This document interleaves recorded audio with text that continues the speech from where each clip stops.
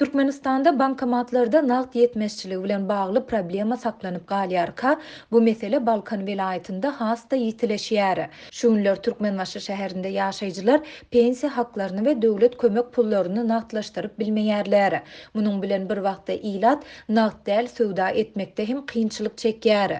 Bu barada Azatlyk radiosynyň habarçysy ýurdun Günwatar vilayetinden maglumat berdi. Her gün şäherdäki tas ähli bankomatlarda nowata ýazylýar. Muňa garamadan 1100 manat pensiýamy şu güne çenli naqdlaşdyryp bilmedim. Pensiýamyň bank kartyma geçenne indi 6 gün boldy diýip özüni bägül daýda diýip tanışdyran Balkanly pensioner anonimlik şertinde 7-nji iýulda gurrun berdi. Türkmenistanda raýatlaryň pensiýa haklary we döwlet kömek pullary adatça her aýyň 1-5 aralygynda plastik bank kartlaryna geçirilýär. Bägül daýdanyň sözlerine görä bankomatlarda pul bar bolsa-da ondan her gedekde diňe 10 manat naqdlaşdyryp bolýar. 10 manat dollaryň resmi kursunda tas 3 dollara deň bolsa, garabadaryň nyrkynda yarım dollardan sehel gowrak bolýar.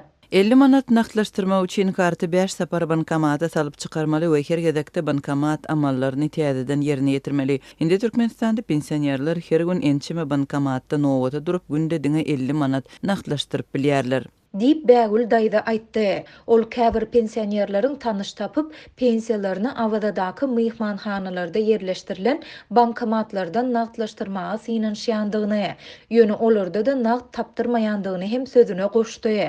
Habarçymyz kartlardaky puly naqdlaşdyrmak düzgünlerini ýene bir çäklendirmäniň girdilendigini hem habar berýär. Onuň sözlerine görä mundan beýlek raýatlar öz bank kartlaryny haýsy bankdan alan bolsa aýlyklaryny, pensiýalaryny we döwlet kömek pullaryny diňe şol banka değişli bankomatlardan naqdlaşdyryp bilýärler.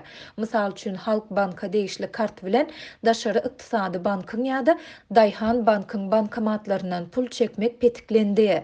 Rysgal bank hem kart saýlap başlady diýip yerli ýaşaýjy anonimlik şertinde gurrun berdi. Habarçymyz ýaşy 70-den ýokary pensionerleriň bir näçesine salgylanyp pensiýa haklaryny naqd almagy hukugy bolan pensionerleriň hem aýyň 7-si bolandygyna garamazdan pensiýalaryny alyp bilmeýändigini aýtdy. Türkmenistanda 75 ýaşyny dolduran pensionerler özleriniň pensiýa haklaryny naqd görnüşinde alyp bilýärler. Resmiler munyň sebäbini naqd etmeýändigi bilen düşündirýärler. Olar vilayetde galla mewsumynyň tamamlanyp barýandygyny aýdyp, ähli naqd seristäriniň galla çykarandyçylary hak tölemek üçin etraplara iýerilendigini mälim edýärler. Diýip ýene bir pensioner anonimlik şertinde aýtdy. Vilayetiň bankomatlarynda naqd ýetmezçiligi dowam edýärkä, ilat naqd däl söwda etmekde hem kynçylyk çekýär. Habarçymyzyň maglumatyna görä şäherdäki söwda merkezleriniň we dermanhanalaryň tas ählisi haritlaryň görkezilen bahasyndan başga-da goşmaça 10 göterim tölemegi talap edýär.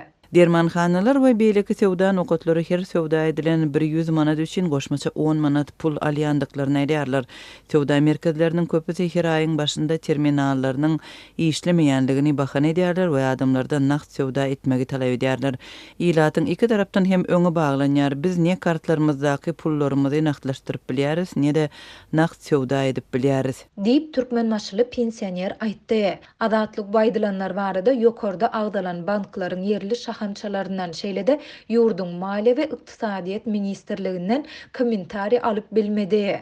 Soňky 6 ýyldan gowrak wagt bäri Türkmenistan zähmet haklaryny, döwlet kömek pullaryny we pensiýalary raýatlaryň bank kartlaryna geçirýär. Şondan bäri ilat bankomatlarda naqd ýetmezçiligi bilen ýüze-ýüz bolýar. Bu problema ýurtda dowam edýän agyr ykdysady kynçylyklaryň arasynda. Soňky 5 ýylyň dowamında hasta ýitileşdi. Türkmenistanyň hökümeti ilatyň mali ykdysady kynçylyklaryny şol sanda pul naqdlaşdyrmak bilen bagly kösençliklerini boyun alyp açyçan beýanat bilen çykyş etmeýär.